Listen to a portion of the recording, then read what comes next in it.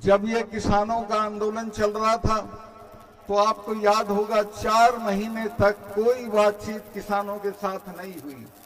मुझसे बर्दाश्त नहीं हुआ, मैं इस्तीफा अपनी जेब में रख के इनसे मिलने चला गया और मैंने जाके इनको कहा कि साहब ये 4 महीने से बैठे हैं, इनसे कोई बातचीत करके इसको किसी तरह सलटा लीजिए।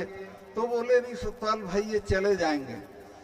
तो मुझे बहुत गुस्सा आया, मैंने कहा साहब ये ऐसे नहीं जाएंगे, तब जाएंगे जब आप चले जाओगे। आप इनमें सिखों को नहीं जानते हो। सिखों के गुरु ने अपने 4 साहबजादे कटवा दिए थे लेकिन समझौता नहीं किया था। और ये जब ब्लू स्टार किया था मिसेस गांधी ने, उसके बाद 1 महीना मिसेस गांधी ने 1 महीने तक महामृत्युंजय का पाठ कराया था।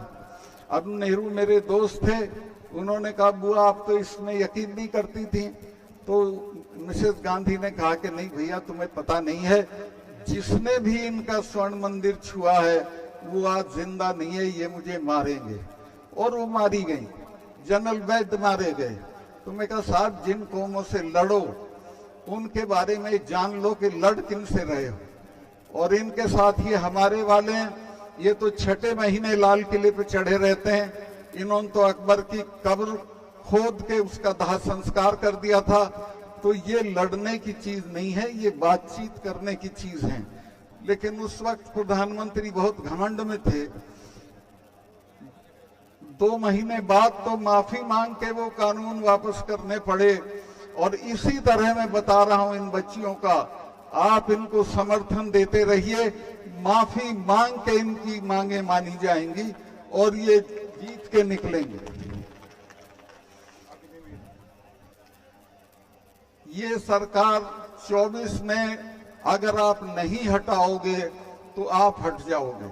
खेती को खत्म कर देगी, फौज को खत्म कर देगी, अग्निवीर ला के फौज को तो वैसे ही खत्म कर दिया है।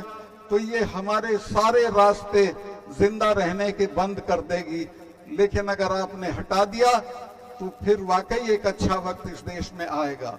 तो मैं आपसे कहूंगा कि उस दिन आप मत भूलना, आपकी आदत है, आप इकट्ठा रहना, जात पात में मत जाना और इकट्ठा होकर इस सरकार को हटा देना, बर्खास्त कर देना और एक तरह से परास्त कर देना।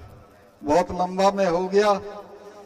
मैं अभी जब इन्होंने ये 4 कानून वापस लिए, माफी मांग के वापस लिए थे कि हमसे गलती हो गई, लेकिन आज तक एमएसपी को कानून नहीं बनाया।